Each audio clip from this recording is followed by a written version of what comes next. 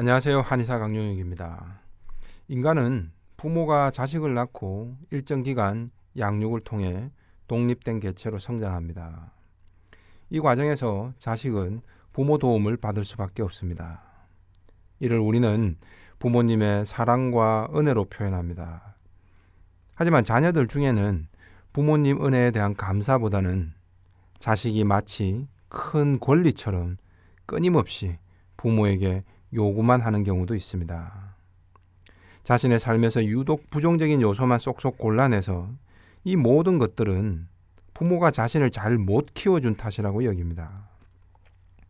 좀 더 좋은 부모를 만났더라면, 혹은 부모가 내게 좀 더 잘 해줬더라면 이라는 생각에 갇혀서 계속 부모 원망만 합니다. 그러는 동안 지금 자신이 조금만 더 노력하면 얻을 수 있는 긍정적인 측면은 보지를 못하고 스스로가 다 밀쳐내버립니다.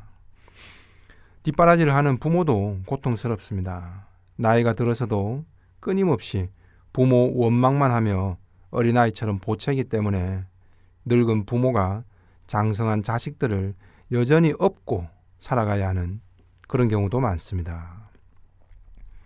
부모 입에서도 자식이 원수라며 신세한탄이 저절로 나옵니다. 반면 자식 입장에서는 자신이 이렇게 힘들고 부족한 것이 모두 다 부모의 부족한 양육 때문이라는 뿌리 깊은 원망 속에서 끊임없이 부모에게 무언가를 요구하게 됩니다. 덩치 큰 어른이 늙어가는 부모의 등에 업혀 계속 젖을 달라며 보채는 형국입니다. 부모의 등에서 내려와 충분히 자기 발로 걸어갈 수 있음에도 마치 부모가 자기 다리라도 다 없애버린 것처럼 원망하며 하루하루를 보내게 됩니다. 환자 사례를 한번 보시면서 이야기 나누겠습니다.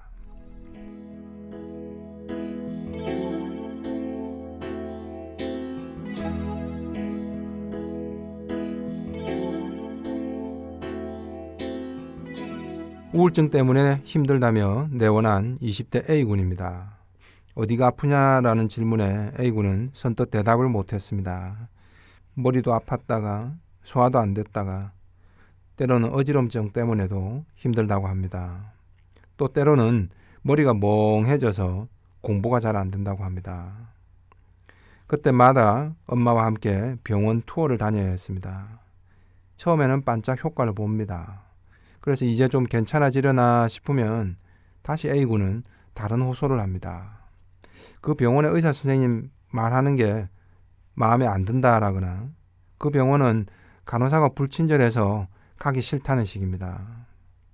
결국 부모님은 또 다른 병원으로 데려가야 합니다. 그래서 머리 아픈 게 조금 나으려 치면 다시 또 가슴이 답답해서 이제는 공부를 할 수 없다고 다른 병원을 가자는 식이 됩니다. 이런 식의 패턴이 고1 때 처음 시작이 돼서 지금까지 5년째 계속되고 있습니다. 친구들은 다들 대학에 진학했지만 A군은 몸도 아프고 학교 선생님도 마음에 안 든다는 이유로 고등학교를 자퇴한 뒤로 계속 대학 입시에만 도전하고 있습니다. 사실 적극적으로 도전하고 있는 것도 아닙니다. 몸이 안 좋을 때는 2, 3개월을 아예 쉬어버립니다. 3수, 4수까지 했지만 대학 진학을 하지 않고 있습니다. 부모님도 이젠 지쳐서 웬만하면 지금 성적에 맞는 대학이라도 아무데라도 좀 가자라고 했지만 A군은 완강히 버팁니다. 최소한 서성한 정도의 대학은 가야겠다는 겁니다.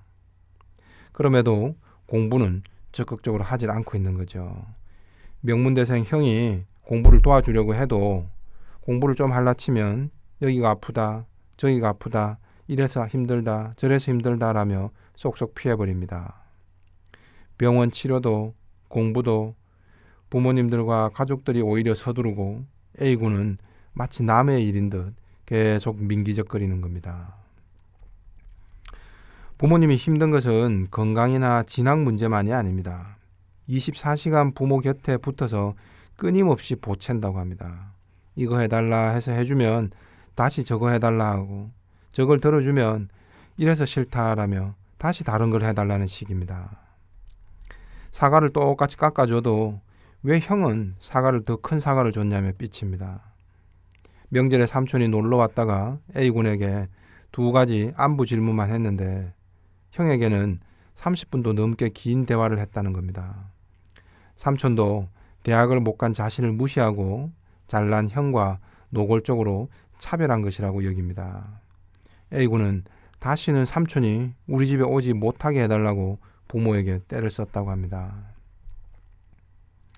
형이 다니던 학원은 학원비도 좀 비싸고 수강 레벨도 좀 높아서 A군과 수준이 맞지 않는데도 기어이 그쪽으로 보내달라고 떼를 씁니다. 그래서 보내줬더니 3개월 선불로 낸 학원을 한 달도 채 안 돼서 이 학원은 다니기 싫다는 겁니다. 공부를 유독 잘했던 형을 기억하던 학원 원장님이 A군에게 네가 누구누구 동생이구나 라고 친밀감을 표현했다는 게 이유였습니다. 형과 비교당하게 되면서 못 다니겠다는 겁니다. 참다 못한 부모님이 야단도 치고 혼을 내면 또 몸이 아프다고 울고 난리를 치니 이 상황이 몇 년째 계속 반복되고 있는 겁니다. 부모님은 우리가 먼저 화병이 나서 죽을 것 같다고 호소를 합니다.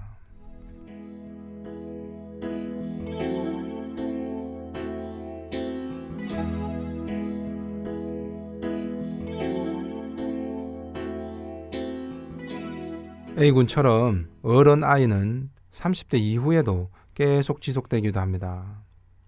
하루 종일 칠순을 바라보는 노모에게 불평, 불만을 늘어놓으며 보채는 B씨도 불면증과 우울증 때문에 내원했습니다.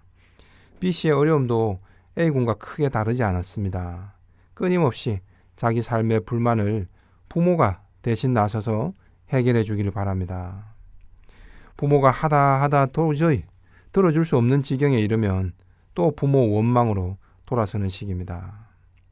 명절에 조카들이 놀러 왔는데 삼촌인 자신에게 몇 마디 말도 안 하고 TV만 보자 B씨는 조카들이 자신을 무시했다고 여깁니다. 그래서 노모에게 형에게 얘기해서 조카들이 다음에는 절대 그러지 않도록 잘 이야기해달라고 보챕니다. 자신이 형에게 직접 얘기해봐야 형이 자기 말은 무시한다는 겁니다. 그래서 노모들어 대신 나서달라는 겁니다.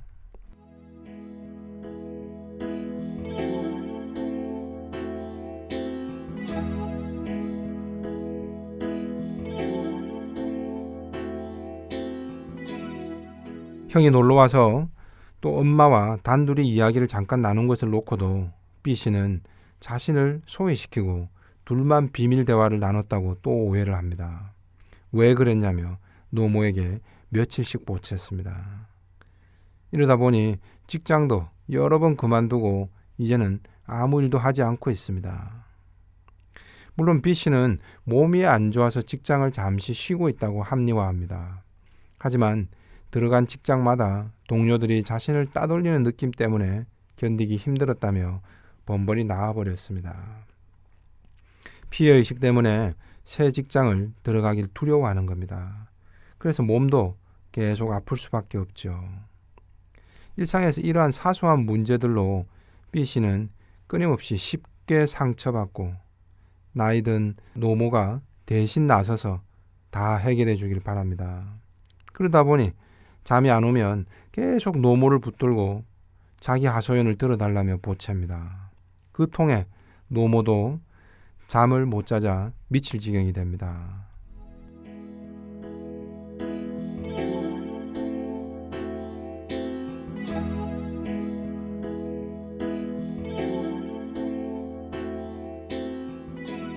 A군이나 B씨처럼 성인이 되었는데도 여전히 어린아이처럼 굴며 부모의 등에서만 엎혀서 칭얼대기만 하는 것은 도대체 왜 그럴까요?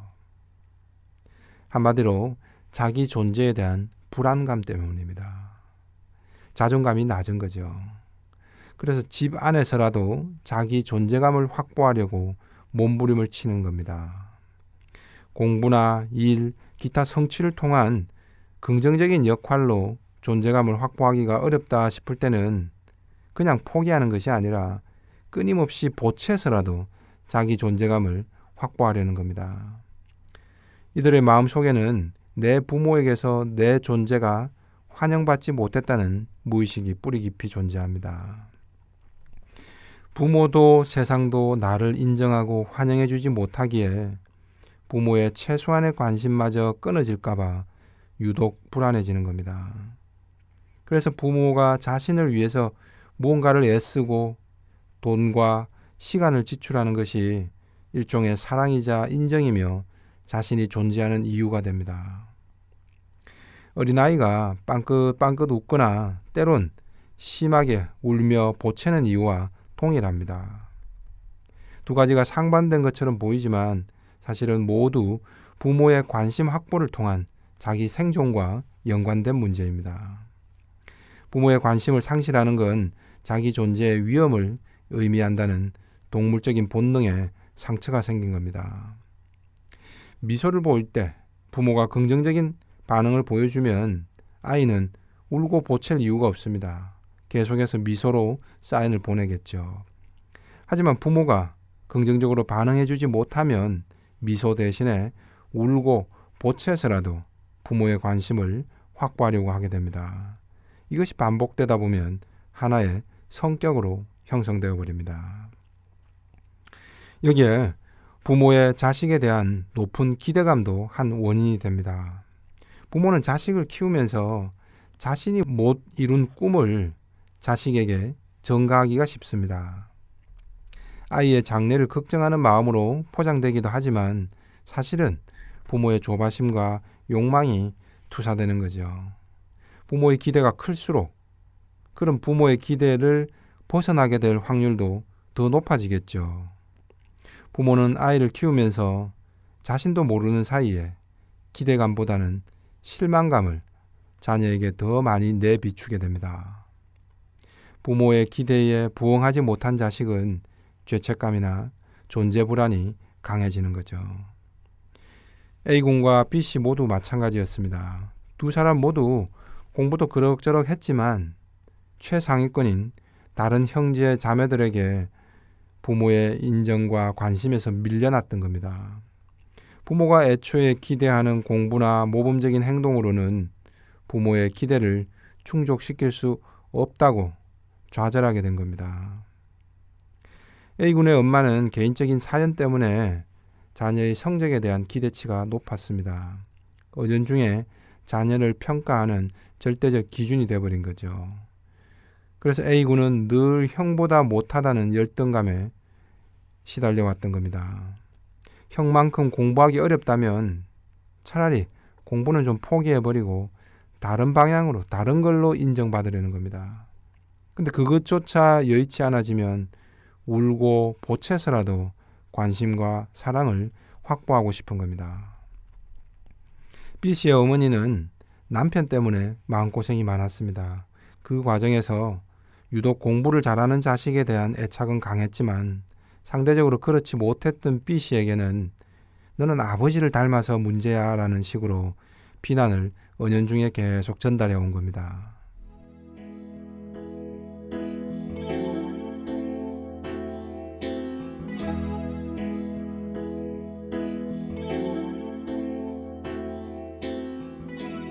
물론 부모는 기억을 못할 수도 있습니다. 하지만 자식은 은연중에 이렇게 부모가 내비친 자기 존재에 대한 부정적인 평가를 매우 민감하게 받아들입니다. 부모들 중에는 너는 얼떨결에 임신이 됐다. 너 임신하고 나서 엄마는 너무 힘들었다. 등 아이의 존재 자체를 부정하는 말들을 아무 문제의식 없이 반복해서 전달하기도 합니다.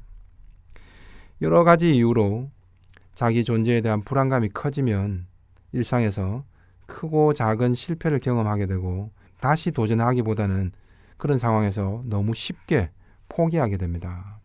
그리고 사소한 거절조차도 쉽게 상처받는 성격이 됩니다.